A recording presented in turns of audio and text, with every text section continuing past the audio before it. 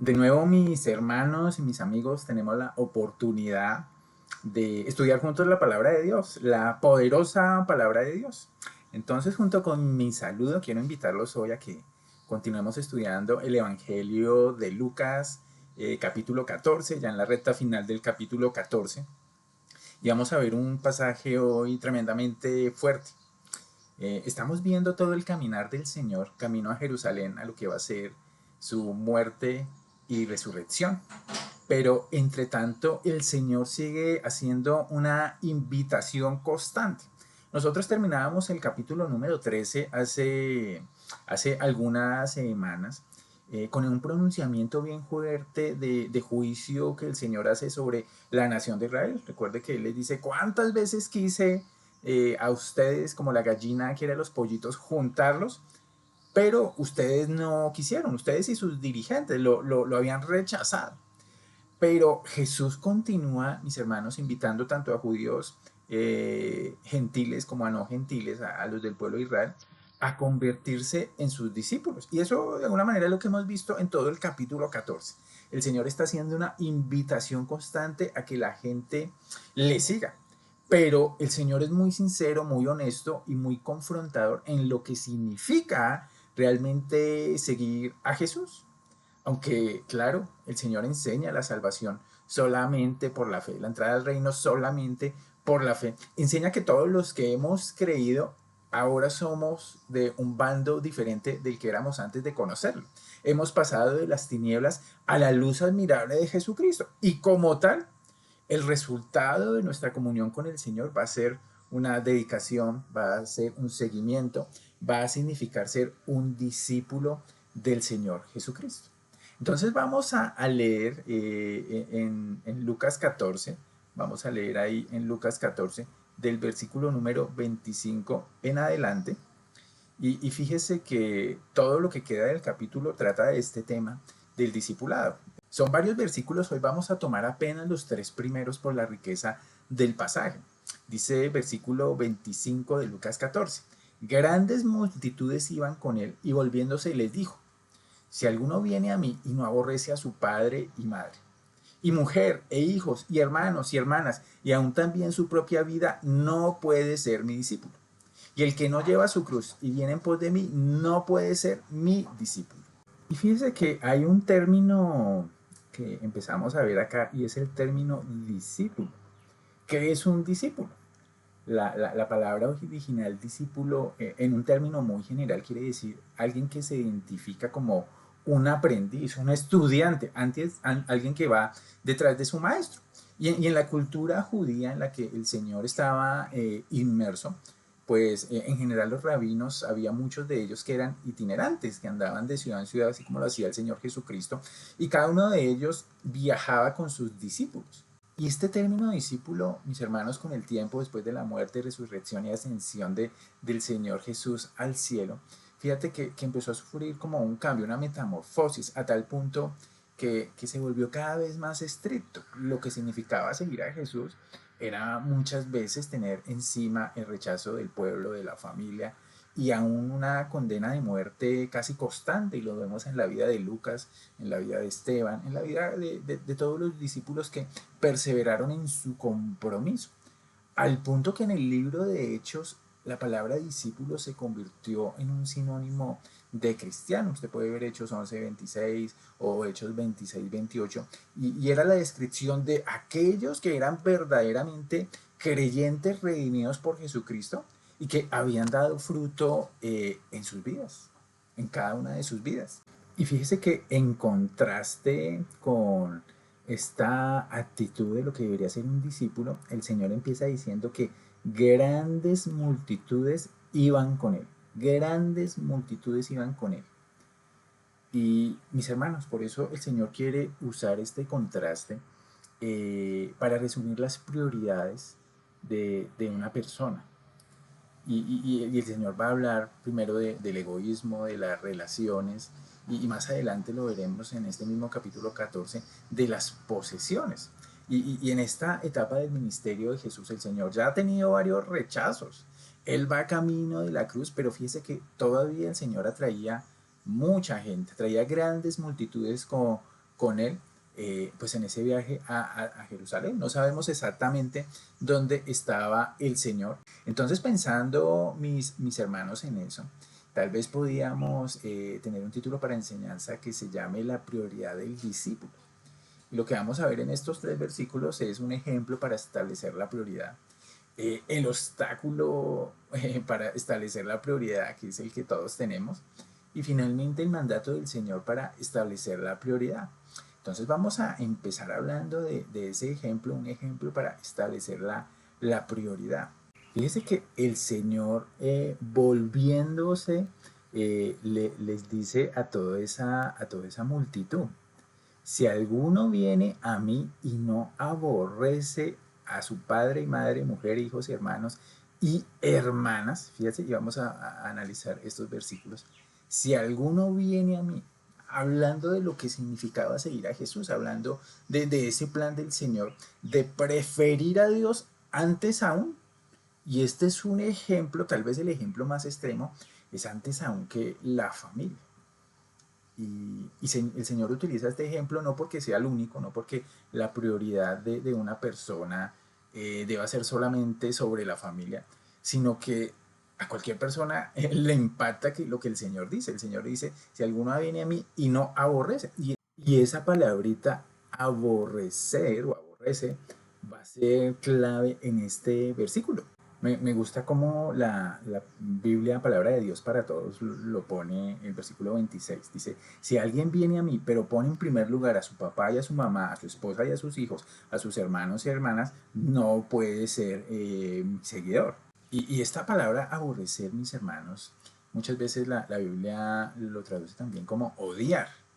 Y hay que tener cuidado aquí, porque fíjese que todo el contexto está en que las prioridades sean adecuadas. Por eso más adelante, y lo vamos a ver, nos habla de alguien que se sienta a ver lo que cuesta ir a la guerra o a ver lo que cuesta construir un edificio, porque tiene que tener en cuenta todas las cosas. Y es lo que está diciendo Jesús acá. Si alguno se embarca en el proyecto de ser mi discípulo, tiene que saber qué costo tiene eso. Y entre ese costo está el aborrecer lo más preciado, tal vez para una persona más que sí mismo, es a su padre, a su mujer, a sus hijos, a toda la familia. Pero cuidado tenemos que tener ahí, porque en las escrituras, en el Antiguo Testamento, ese contraste entre el amor y odio se usa no para comunicar el sentimiento, la emoción de rechazo, sino para resaltar la idea de preferencia. En Deuteronomio 21:15 habla de los matrimonios polígamos y a un hombre, por ejemplo, como Jacob, que se casó con 2 hermanas y una era amada y la otra en un sentido era aborrecida. Y el ejemplo no quiere decir que él odiara a Lea y amara a Raquel, sino que prefería a Raquel sobre Lea, estaba más cercano. De la misma manera, el Señor nos habla de que él amó a Jacob y aborreció a Saúl. Y no quiere decir que odiara a Saúl, se ensañara con él, sino que tenía preferencia por Jacob. Entonces no está indicando un odio emocional por parte del esposo en este caso o por parte de Dios, sino la preferencia de una persona sobre la otra. Pero mis hermanos, la realidad es que, bueno, muchos cristianos nunca tendrán que tomar la dolorosa decisión de darle la espalda a su familia para seguir a Cristo. Pero la realidad es que, bueno, se pueden presentar situaciones en que tenemos que preferir en nuestro hogar, en nuestra casa, que el nombre de Dios sea exaltado por encima aún del amor, de las preferencias que tenemos hacia nuestra familia, que el nombre de Dios sea glorificado. Pero esos son a veces ejemplos extremos y es lo que quiere resaltar el Señor. Pero la pregunta es, en nuestra vida cotidiana, en muchas cosas que tienen mucho menos valor que nuestra familia, ¿realmente le damos preferencia en tiempo, en inversión, en dedicación a lo que tiene que ver con el Señor? Somos disciplinados en buscar las cosas del Señor con constancia, con seguimiento, con intencionalidad. Fíjate que el Señor no está hablando de que siempre tengamos que tomar esas decisiones trascendentes de preferir a un padre o una madre, y se puede presentar el caso, está hablando de las situaciones mucho más fáciles de decidir en cuanto a nuestro tiempo, aún nuestro dinero, aún las cosas que nos gusta hacer. El Señor nos está llamando a tener todo esto en mente, porque mis hermanos, no podemos tomar de este pasaje una excusa para decir que seguimos al Señor para abandonar a nuestra familia. La escritura es muy clara y tenemos que tener todo el consejo de Dios. Hay un quinto mandamiento hermoso que dice que debemos honrar a nuestros padres y a nuestra familia. Y Pablo advierte severamente en su primera carta a Timoteo 5:8 a la iglesia de Éfeso, advierte de que si alguno no provee para los suyos y mayormente para los de su casa, ha negado la fe y es peor que un incrédulo. Entonces no está hablando aquí de abandonar a la familia, de renunciar a padre, a madre, a mujer, a hijos y hermanas por una aparente servicio al Señor o seguir al Señor. No, por el contrario. Parte del fruto de nuestra vida, de seguir al Señor, de tenerle como prioridad, es que amamos, sustentamos, proveemos a los nuestros, tanto físicamente como emocionalmente, como espiritualmente, cada uno en el rol que le ha dado el Señor. Claro que tenemos una responsabilidad con nuestros padres de cuidarles, de amarles, de respetarles. Y mis hermanos, por eso hay que tener ese equilibrio constante en la palabra de Dios. Si alguno viene a mí, que debe ser la prioridad de todo creyente, de todo nacido de nuevo, de toda persona regenerada, tiene que tener como prioridad al Señor en su vida para todas las cosas, aun cuando llegue el extremo de que tenga que tomar decisiones con su propia familia, decisiones en el hogar, decisiones que tienen que ver con la prioridad que tiene el Señor en mi vida en cuestiones de dinero, en cuestiones de tiempo, en cuestiones de cuidado, en cuestiones de dónde estoy y dónde no estoy. Todas esas cosas, mis hermanos, cada uno las tiene que ver y hacen parte del discipulado cristiano, cosas a las que nos enfrentaremos. Y qué más no decir finalmente en este punto de nuestra vida devocional, de nuestra vida de disciplina en buscar eh, llenarnos del Espíritu Santo a través de la palabra de Dios, de la oración, de la comunión con los santos en todas las áreas de nuestra vida. Entonces ya teniendo este punto un poquito más claro, fíjense que hay una segunda cosa aquí que tenemos que observar. Y es en esa prioridad del discípulo hay un obstáculo para establecerle esa prioridad. Finalmente, ahí mismo en el versículo 26 podemos ver, y aún también su propia vida. Y aquí entonces, pues, un concepto muy importante empieza a fluir y es el concepto del morir al yo. Porque el principal obstáculo, mis hermanos, para el discipulado constante, creciente, es nuestro propio amor a nosotros mismos.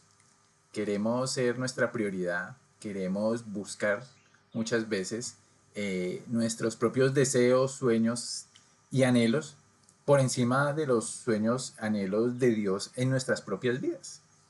Entonces lo que nos está llamando el Señor es a que no solamente la prioridad es que Él sea el más amado con la mente, el corazón y con todo lo que somos, por encima de las personas que más amamos, que tal vez se encuentran en ese grupo el padre, la madre, los hijos, la esposa, sino también y aún con más ahínco, Jesús nos dice, aún sobre nuestra propia vida.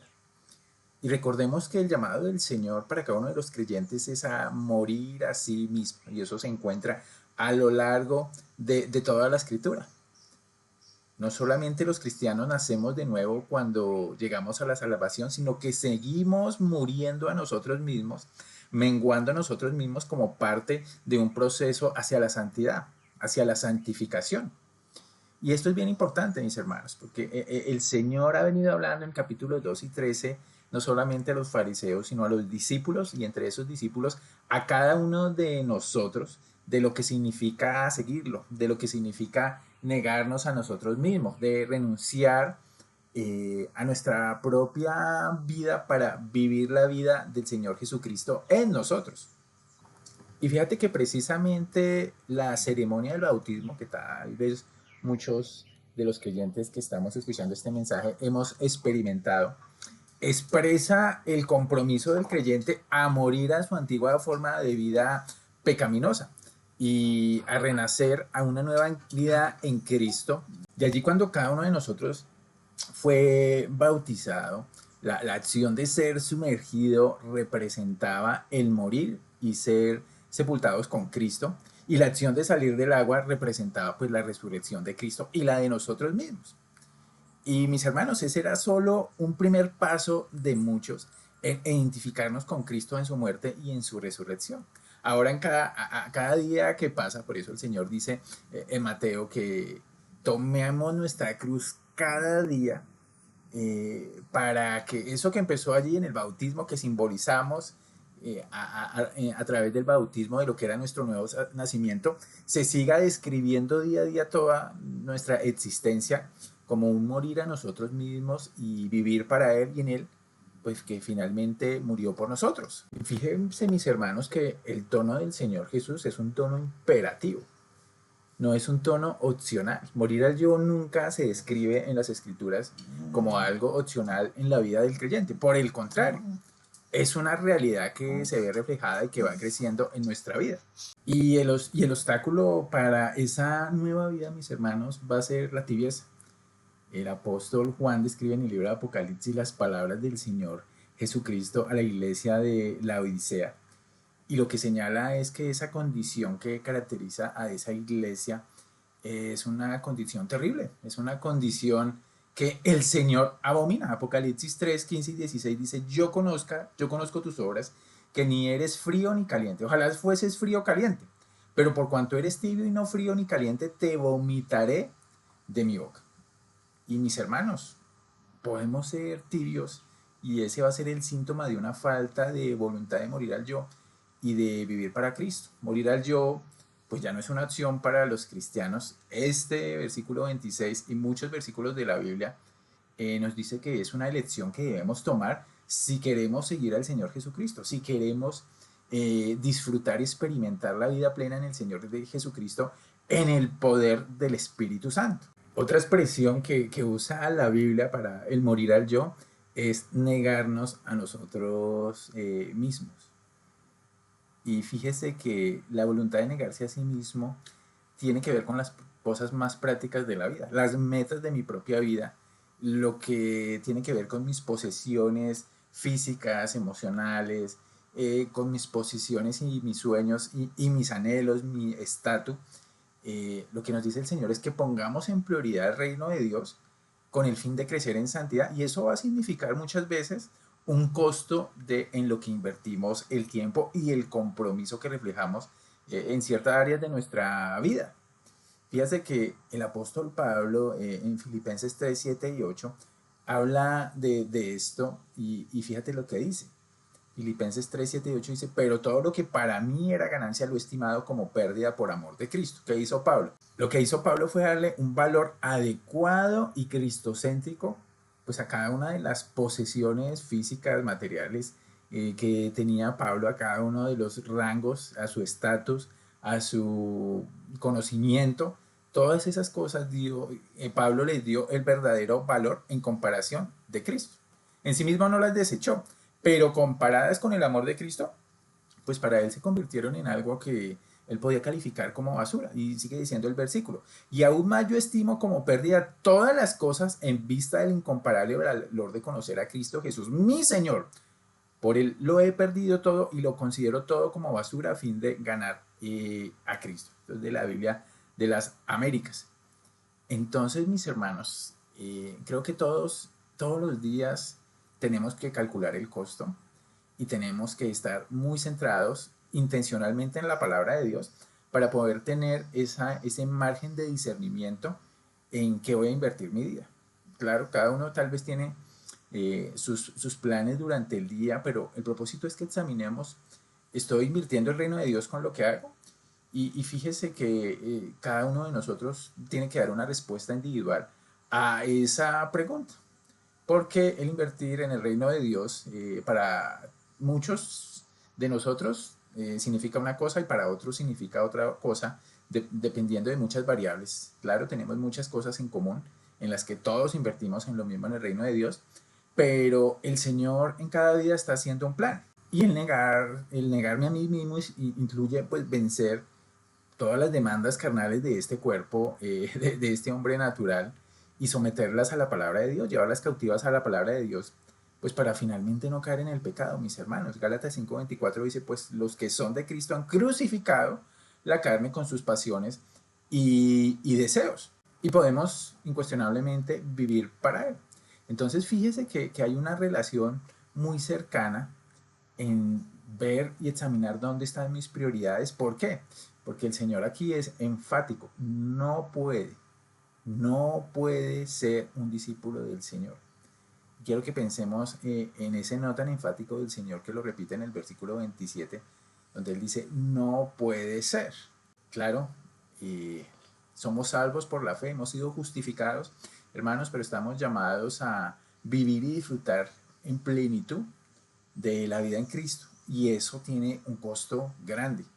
El Señor dice que aún nuestra propia vida, más allá de que en algún momento nos tocara llegar a morir físicamente por Cristo, significa matar nuestro propio ego y nuestro propio yo.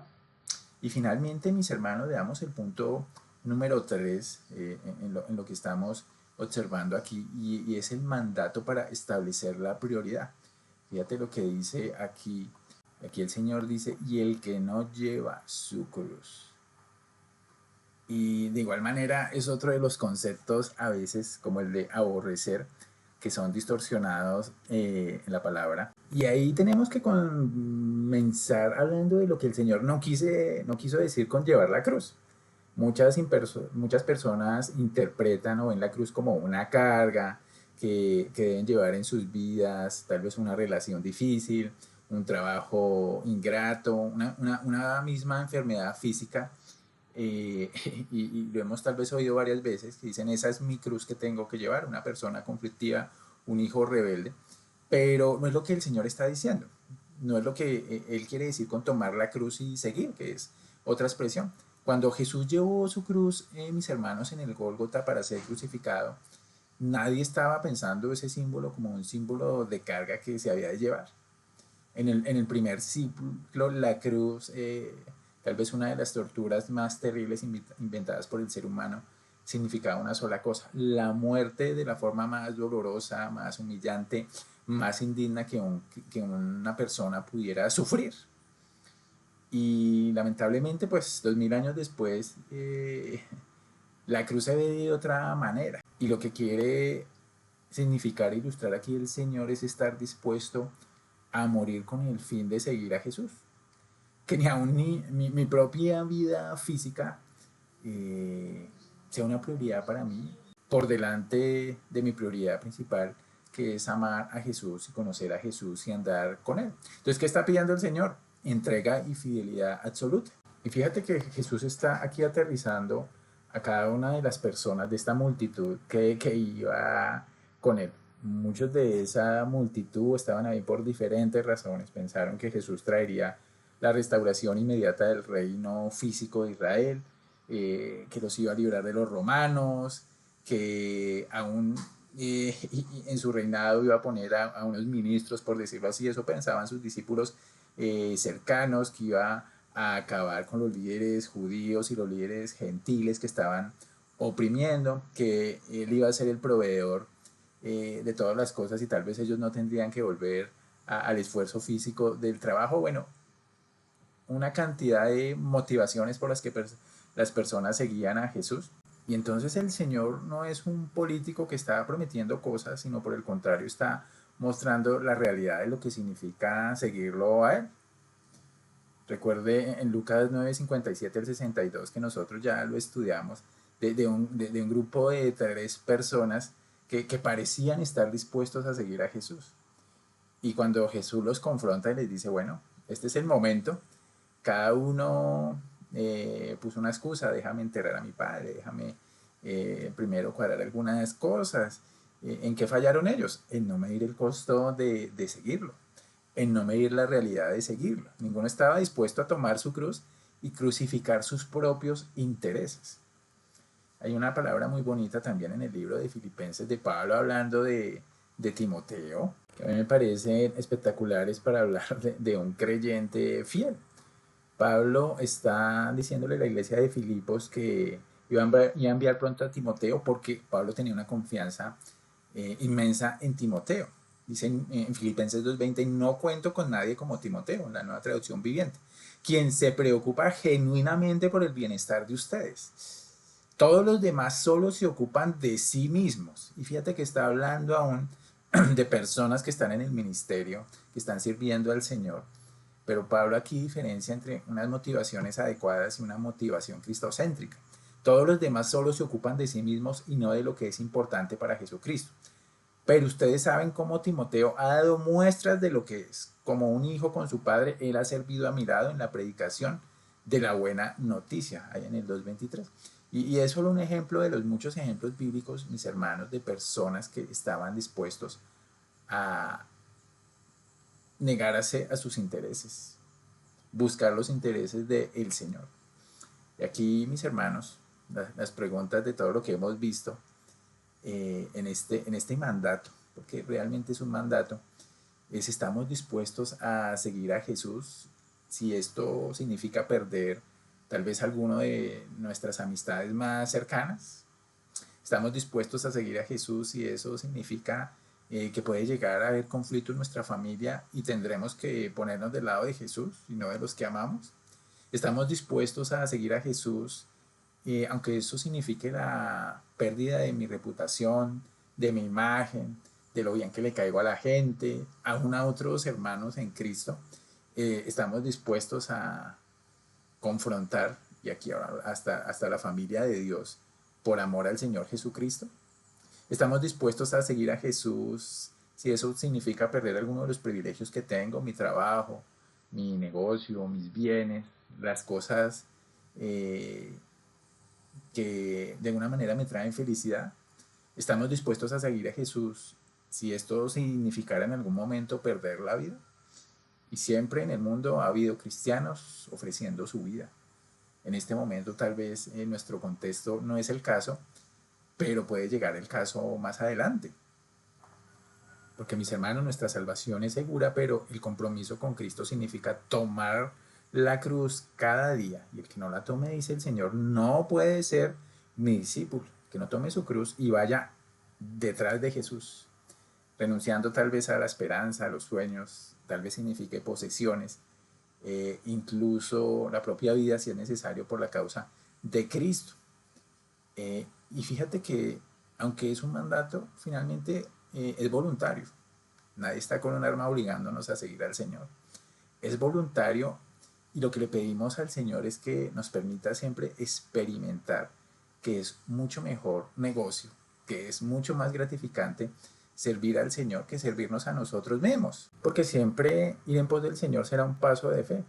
Acuérdese de Moisés en los Héroes de la Fe, Hebreos 11, nos distingue a Moisés que en 11:24, que fue por la fe que Moisés, cuando ya era ya adulto, rehusó llamarse hijo de la hija del faraón, renunció a su posición, una posición de privilegio allí en Egipto, y fíjate lo que dice: prefirió ser maltratado con el pueblo de Dios a disfrutar de los placeres momentáneos del pecado. Pero ¿era Moisés un masoquista? ¿Era un loco? No.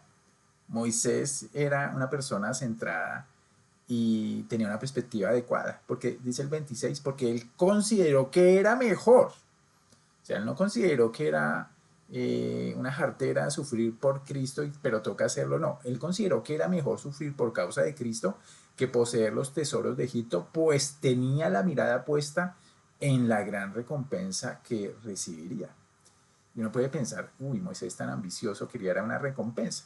Pero, mis hermanos, si la recompensa que anhelamos es Cristo, si la recompensa que anhelamos es experimentar a Dios y disfrutar a Dios, mis hermanos, el Señor Pablo, todo el Nuevo Testamento nos invita a luchar, a correr la carrera por esa recompensa, por esa medalla, que no es para nuestra propia gloria, sino para la gloria del Señor Jesucristo.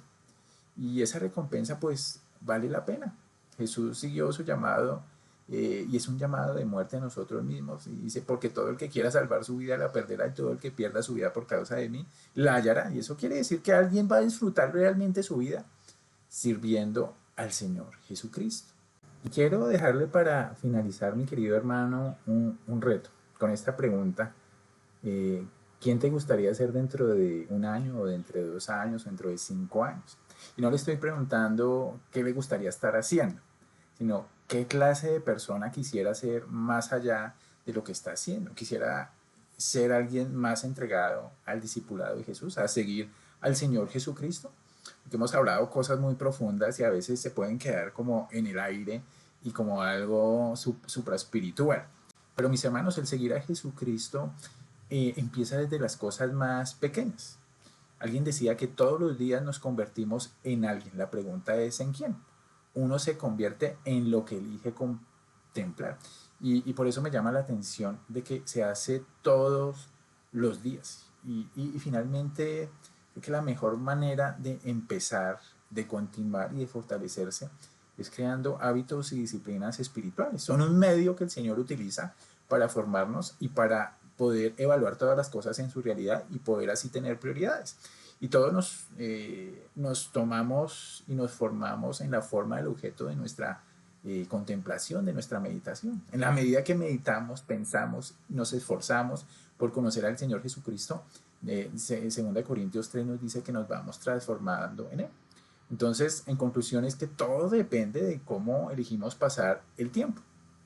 Mis hermanos, no se sigue a Cristo por arte de magia, no es de un día para otro. Es necesario que repitamos acciones que desarrollen hábitos y que nos lleven a disciplinas espirituales. Y esa es la clave de la espiritualidad. Es desarrollar pequeños hábitos, y hablemos de los que siempre hablamos, la lectura de la Biblia, tal vez memorizar la escritura, tal vez orar.